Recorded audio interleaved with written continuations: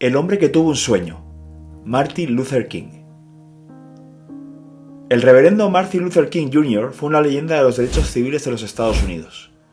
A mediados de la década de 1950, King lideró el movimiento para acabar con la segregación racial y contrarrestar los prejuicios en Estados Unidos por medio de la protesta pacífica. Sus discursos, algunos de los más emblemáticos del siglo XX, tuvieron un profundo efecto en la conciencia nacional del país, provocando cambios masivos de las estructuras sociales y civiles existentes. Gracias a su liderazgo, el movimiento por los derechos civiles abrió la puerta de la educación y el empleo que durante mucho tiempo habían estado cerradas para la población negra de Estados Unidos. ¿Cómo surgió el movimiento y qué importancia tuvo? ¿Cuáles fueron los aspectos más relevantes de la personalidad de Martin Luther King? Quédate con nosotros para conocer todos los detalles de este personaje icónico que cambió el rumbo de Estados Unidos en la segunda mitad del siglo XX.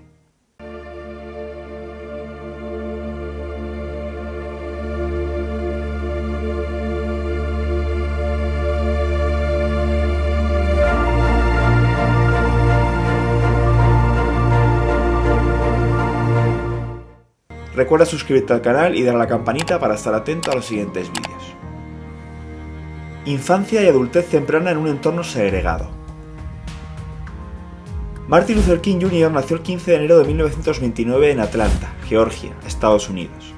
Su infancia estuvo marcada por las duras realidades de la segregación racial en el sur de Estados Unidos en esa época. Luther King era hijo del pastor bautista Martin Luther King Sr. y de Alberta Williams King, organista en una iglesia. Tenía dos hermanos, Christine, su hermana mayor, y Alfred. Desde pequeño vivió la experiencia de una sociedad segregacionista. A los 6 años, dos amigos blancos le anunciaron que no estaban autorizados a jugar con él. Este tipo de sucesos marcaron la personalidad reflexiva y contestataria de King, el cual siempre tuvo claro que el tipo de sociedad en el que vivía era injusta y poco ética en términos raciales. King estudió en la Booker T. Washington High School de Atlanta. No cursó ni el 9º ni el 12º grados, y entró a los 15 años en el Morehouse College, una universidad reservada a los jóvenes negros, sin haberse graduado en secundaria. En 1948 se graduó en Sociología en el Morehouse College, y se matriculó en el Crozer Theological Seminary en Chester, en Pensilvania, de donde salió con un grado en Teología, el 12 de junio de 1951. Luther King comenzó en septiembre de ese mismo año sus estudios de doctorado en Teología Sistemática en la Universidad de Boston, recibiendo el grado de doctor en Filosofía el 5 de junio de 1955. Se casó el 18 de junio de 1953 con Coretta Scott, que tomó su nombre para convertirse en Coretta Scott King, en el jardín de la casa de sus padres en Hayburger, Alabama. Tuvieron 4 hijos: Yolanda King en 1955, Martin Luther King III en 1957, Dexter Scott King en 1961 y Bernice King en 1963. Ministerio e inicio de la lucha por los derechos civiles. Luther King fue nombrado en 1954 pastor de la iglesia bautista de la avenida Dexter, en Montgomery, con 25 años de edad.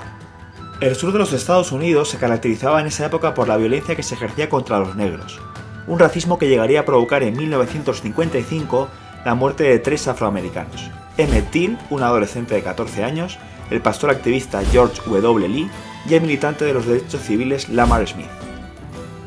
El 1 de diciembre de 1955, cuando Rosa Parks, una mujer negra, fue arrestada por haber violado las leyes segregacionistas de la ciudad de Montgomery, al no querer ceder su asiento a un hombre blanco en un autobús, King inició un boicot de autobuses con la ayuda del pastor Ralph Abernathy y de Edgar Nixon, director local de la National Association for the Advancement of Colored People, o en sus siglas en inglés NAACP.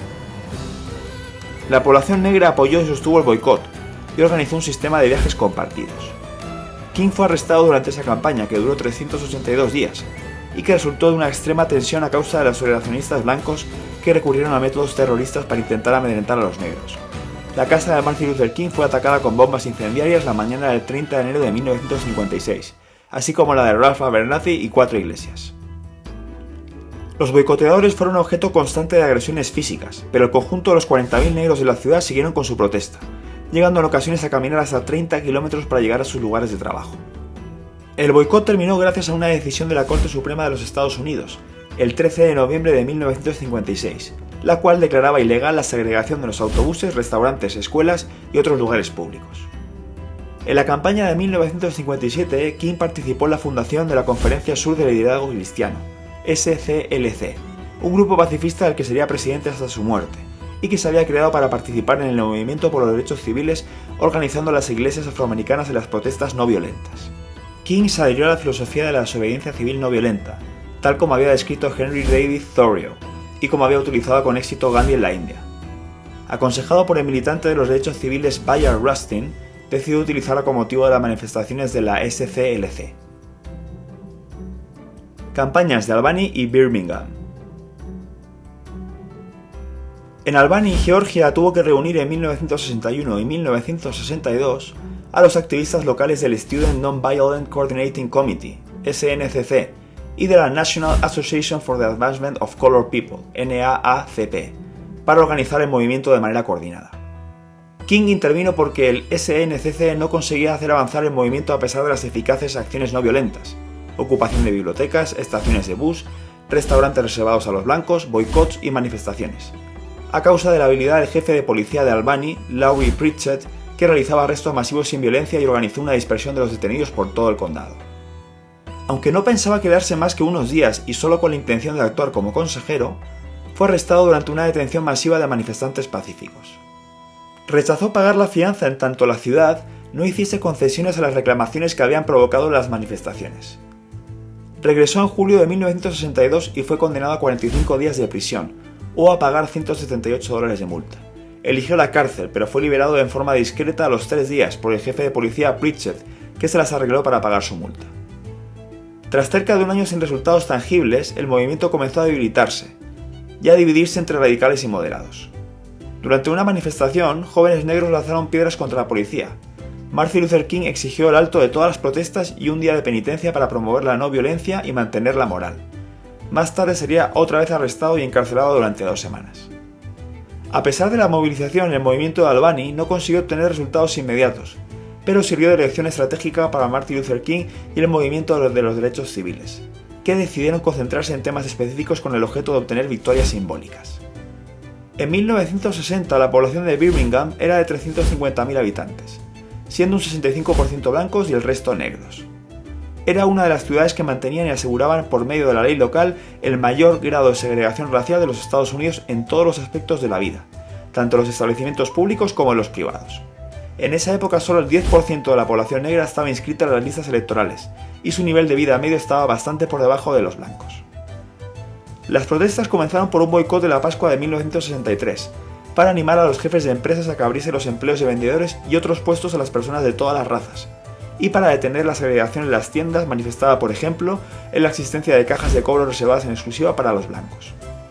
Dado que los dirigentes económicos resistieron al boicot, Martin Luther King y el SCLC empezaron lo que habían bautizado como el Proyecto C, una serie de manifestaciones no violentas como las entradas en restaurantes y bibliotecas, el arrodillamiento de personas negras en las iglesias reservadas a los blancos y marchas de protesta pacíficas, todo ello con la finalidad de provocar arrestos y foco mediático.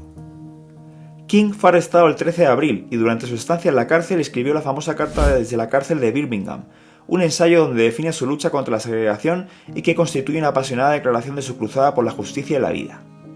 El 2 de mayo, cientos de estudiantes de todas las edades fueron preparados y entrenados para participar en forma pacífica en las manifestaciones. Estos fueron arrestados con violencia por la policía, que utilizó perros y también chorros de agua a alta presión. Como reacción y a pesar de las instrucciones del SCLC, los padres y los guías comenzaron a tirar objetos contra la policía, aunque fueron contenidos por los organizadores. Las escenas de violencia policial con amplia cobertura en los medios provocaron la reacción internacional y sacaron a la luz la segregación racial existente en el sur de los Estados Unidos. El senador de Oregon, Wayne Morse, comparó Birmingham con el apartheid en África del Sur. Las cárceles se llenaron y varios niños se presentaron ante ellas cantando para ser arrestados. La ciudad estuvo al borde del hundimiento civil y económico porque todos los comercios del centro dejaron de funcionar. El 15 de septiembre, un atentado con bomba del Ku Klux Klan contra la iglesia bautista de la calle 16 durante el momento de la oración causó la muerte de 4 muchachas negras e hirió a 22 niños. El ataque provocó la indignación nacional y reforzó el movimiento de los derechos civiles. La marcha sobre Washington y la Ley de Derechos Civiles. Representando la Conferencia Sur de Liderazgo Cristiano, SCLC, Martin Luther King era el dirigente de una de las 6 grandes organizaciones por los derechos civiles que organizaron la marcha sobre Washington por el trabajo y la libertad. King fue uno de los que aceptaron la sugerencia del presidente John F. Kennedy de cambiar el mensaje de la misma. El presidente, que ya había apoyado en público a Martin Luther King y había intervenido varias veces para que se le dejase salir de prisión, se había opuesto al principio al objetivo de la marcha porque consideraba que podría tener un impacto negativo en el voto de la ley sobre los derechos civiles. Ese objetivo inicial era el mostrar la situación desesperada de los afroamericanos de los estados del sur y denunciar el fracaso del gobierno federal en asegurar sus derechos y su seguridad. El grupo de los 6 aceptó, bajo la presión e influencia presidencial, presentar un mensaje menos radical. Algunos activistas de los derechos civiles pensaron entonces que la marcha presentaba así una visión inexacta y edulcorada de la situación de los negros. Malcolm X la llamó la farsa sobre Washington, y los miembros de la organización Nación del Islam que participaron en la marcha fueron suspendidos temporalmente.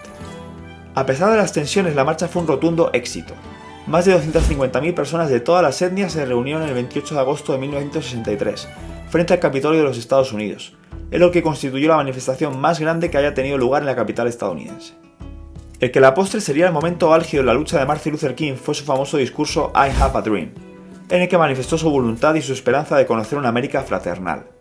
Este discurso está considerado como uno de los mejores de la historia estadounidense, junto con el de Gettysburg Address, de Abraham Lincoln.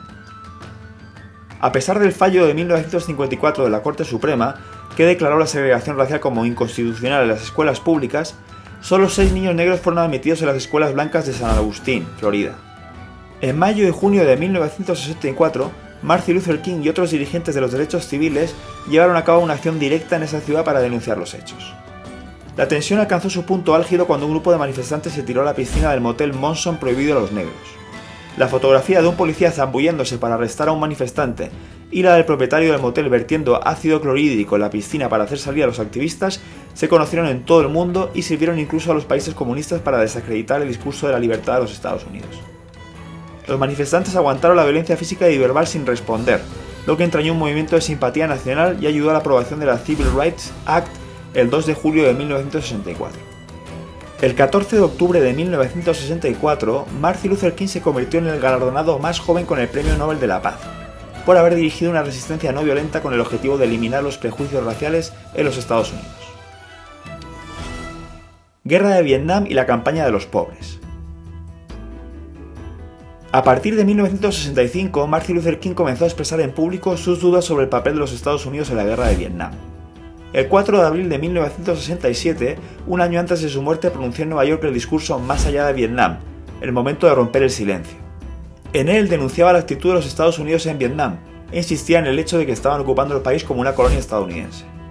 Consideraba que Vietnam hacía difícil alcanzar los objetivos enunciados por Johnson en su discurso sobre el Estado de la Unión de 1964, en el que anunciaba una guerra contra la pobreza.